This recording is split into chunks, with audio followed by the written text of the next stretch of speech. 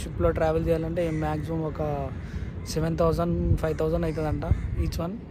Food lunch మొత్తం వాళ్ళే. ఇక్కడ మాత్రం డ్రోన్స్ మొత్తం ఎగురుతూనే ఉన్నాయి. నాకు దగ్గర ఒక 10 దాకా అనిపిస్తున్నాయి డ్రోన్స్ అయితే. ఇక్కడ ప్రీ వెడ్డింగ్ షూట్స్కి చాలా అంటే చాలా జరుగుతున్నాయి. ఇక్కడైతే ఫేమస్. ఇక్కడ ఈ కోట తెలియని వాళ్ళంటూ ఎవరు ఉండరు. అసలు మూవీస్లో మాత్రం పిచ్చగా ఉంటాయి. మూవీ షూటింగ్ ఉంటే మాత్రం క్లోజ్ చేస్తారు ఇది.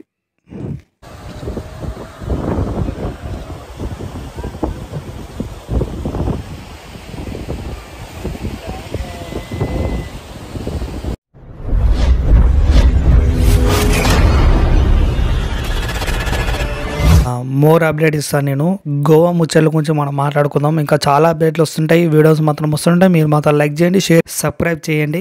ఇక్కడ చూడండి లోయర్ ఫోర్ట్ అగోడ్ అనమాట. ఇది మాత్రం ఖచ్చితంగా మీరు గుర్తుపెట్టుకోవాల్సిన ప్లేస్ అనమాట. ఎందుకంటే చాలా పబ్లిక్ వస్తారు. నేను డైలీ వెళ్ళినా కాబట్టి కొంచెం మస్తు అనిపిస్తుంది మనకు. కిందేమో బీచ్ ఉంటుంది, ఎగ్దాం ఆడుకోవచ్చు. మీదేమో కోట, మీదకి ఎక్కి మనం వ్యూ చూస్తే మాత్రం మస్తు ఎగ్దాం అనిపిస్తుంది. సముద్రం ఇట్లా అలలు ఇట్లా పోతుంటాయి వస్తుంటాయి. కిరాక్ ఉంటుంది. ఎంట్రన్స్ ఫీజు మాత్రం ఏముండదు, మొత్తం ఫ్రీయే. కాకపోతే మనం పార్కింగ్ ఒకటే చేసుకోవాలి. పార్కింగ్ ఏమో 30 and 40 రూపీస్ ఉంటుంది పార్కింగ్ ఒకటే. ఇది మాత్రం ఫ్రీ అనమాట, ఫ్రీగా వెళ్ళొచ్చు. ఫ్రీ అనమాట, ఎలాంటి ఛార్జెస్ మాత్రం లేవు. మీరు చూడండి ఒకసారి, మస్తు అనిపిస్తుంది. ఇది మాత్రం వ్యూ మాత్రం గిరాక్ ఉంటుంది. ఇక్కడ చూడండి ఫొటోస్ దిగుతున్నారు చాలామంది. అంటే కపుల్స్ అయినా ఫ్రెండ్స్ అయినా చాలా జాలీగా రావచ్చు. ఇక్కడ మంచిగా ఎంజాయ్ చేయొచ్చు అనమాట. ఈ కోటకు సంబంధించిన డీటెయిల్స్ మాత్రం నాకు తెలియదు. ఒకవేళ మీకు తెలిస్తే మాత్రం నాకు ఒకసారి కామెంట్లో చేయండి, నేను తెలుసుకుంటా దాని గురించి. ఎందుకంటే నేను వెళ్ళినా కాబట్టి అంటే తెలుసుకోవాలంత టైం లేదనమాట. మనం అక్కడ మీదికి వెళ్ళి చూసే వ్యూ మాత్రం ఎగ్దాం ఉంటుంది. అది చూద్దాం, అక్కడికి వెళ్ళి కూడా చూద్దాం. ఇక్కడ ఏంటంటే మెయిన్ థింగ్ చెప్పాల్సింది ఏంటంటే మూవీ షూట్స్ మాత్రం చాలా అవుతాయి. కానీ నేను వెళ్ళినప్పుడు ఏంటంటే బ్యాడ్ లక్, మూవీ షూటింగ్ ఏది లేదనమాట. అందుకే నేను కొంచెం ఎల్లిగా వెళ్దామని చెప్పి వెళ్ళినా, కానీ ఏమో షూటింగ్స్ ఏమి ఉంటాయని చెప్పి వెళ్ళినా. కాకపోతే షూటింగ్స్ అయితే ఏం లేవు. చూడండి ఇట్లుంటుంది. ఈ రాయి చూసారా మీరు? నా ఒక వీడియో ఉంటుంది చూడండి, ఆ కోట సంబంధించిన ఒక వీడియో ఉంటుంది. అదే రాయి ఇక్కడ అనమాట. చాలా ఫేమస్ అనమాట ఈ గోవాలో. ఇంకా చాలా విధాలుగా వాడుతుంటారు ఈ రాయి. కింద ఉన్నాయి మెట్లు.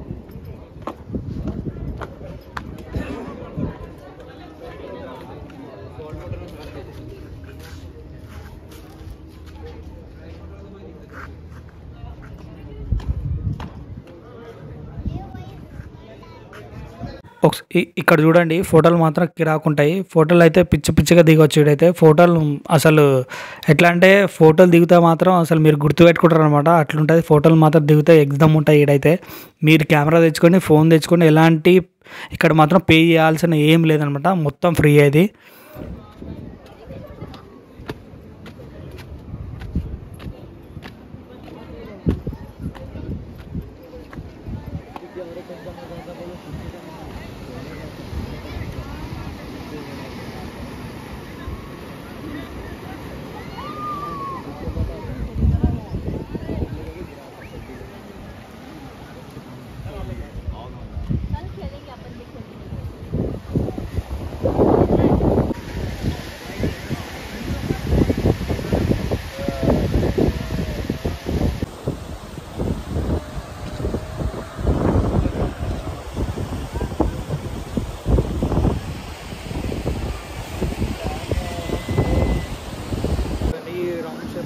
రౌండ్ ఉంటుంది, మస్తు ఎగ్జామ్ ఉంటుంది. ఇక్కడ చాలా సినిమాలు కూడా అయినాయి, చాలా మూవీస్ జరిగినాయి.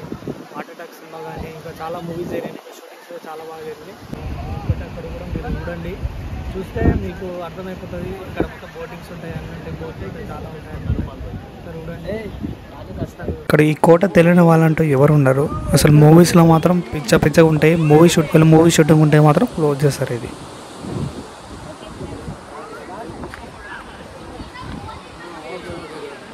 నెక్స్ట్ బీచ్ వచ్చేసి కోకా బీచ్ అనమాట. అక్కడ మన కోకో అని సంథింగ్ ఏమో ఉంటుందో తెలియదు, కానీ కోకా బీచ్కి అయితే వెళ్తున్నాం. నెక్స్ట్ బీచ్ వచ్చేసి కోకా బీచ్. మీరు కూడా నాతో పాటు రండి బీచ్కి. ఫుల్ అనమాట.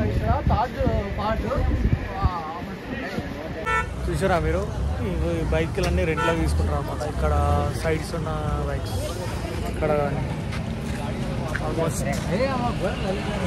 ఆల్మోస్ట్ ఇక్కడ ఉన్న అన్ని రెంట్లో తీసుకుంటారు బైక్స్. ఇవన్నీ బైక్స్ అన్నీ రెంట్లో తీసుకున్నారు. తిరిగి రావచ్చు. బీచ్ మొత్తం రైట్ రెంట్ తీసుకోవాలా, తిరగాలి. ఆల్మోస్ట్ చూస్తున్నారు కదా మీరు, అక్కడ ఉన్న బైక్స్ కానీ ఇక్కడ ఉన్న కార్ కానీ అన్నీ రెంట్లే తీసుకుంటారు. ఆల్మోస్ట్ అన్నీ రెంట్లకి ఇస్తారు ఇక్కడ. ఆ రెంట్లకి ఇచ్చి ఒక పర్ డే 500, 1000 అని ఉంటుంది మొత్తం. ఇక్కడ బీచ్లో ఏదైనా సరే తిరగాలంటే ఏదైనా వెహికల్ ఉంటేనే సాధ్యమవుతుంది. ఆ 2 వీలర్ తీసుకుంటేనే బెటర్ అనమాట. 2 వస్తే 2 వీలర్ తీసుకోండి, 4 వస్తే మాత్రం కార్ తీసుకోండి.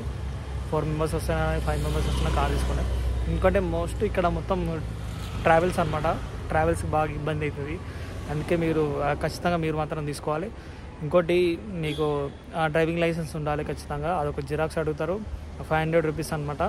పర్ డే 500, 8 to 8 అనుకుంటా ఒక డే మొత్తం కన్సిడర్ చేస్తారు వాళ్ళు. మీరు ఖచ్చితంగా మీరు గోవా మొత్తం తిరగాలంటే ఖచ్చితంగా వెహికల్ మాత్రం తీసుకోవాలి ఖచ్చితంగా.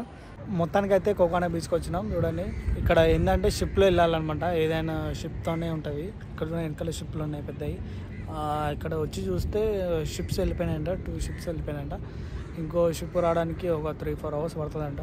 అందుకే మనం ఇక్కడ నుంచి వెళ్ళిపోతున్నాం. షిప్లో ట్రావెల్ చేయాలంటే మ్యాక్సిమం ఒక 7,000-5,000 అవుతుందంట ఈచ్ వన్.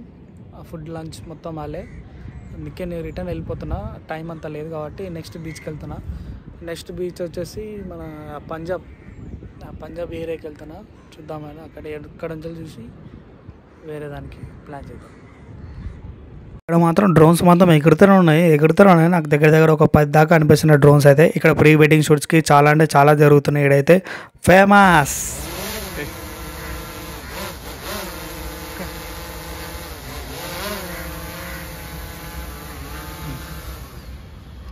సో ఇదే కోకానా బీచ్ అంటే ఇదే అనమాట. ఉంటుంది ఇట్లా బోటింగ్లో వెళ్ళి తీసుకెళ్తారు. కోకానా బీచ్ అంతా బోట్లు ఉంటాయి అన్నమాట. ఇది మొత్తం కోకానా బీచ్ అంటే బోట్స్ అనమాట. ఇక్కడికి మన మధ్యలో అంటే ఫిషెస్ కూడా బాగా ఎగురుతాయంట చెప్పారు, మరి అన్నారు. ఫిషెస్ కూడా బాగా ఎగురుతాయంట ఈ సైడ్.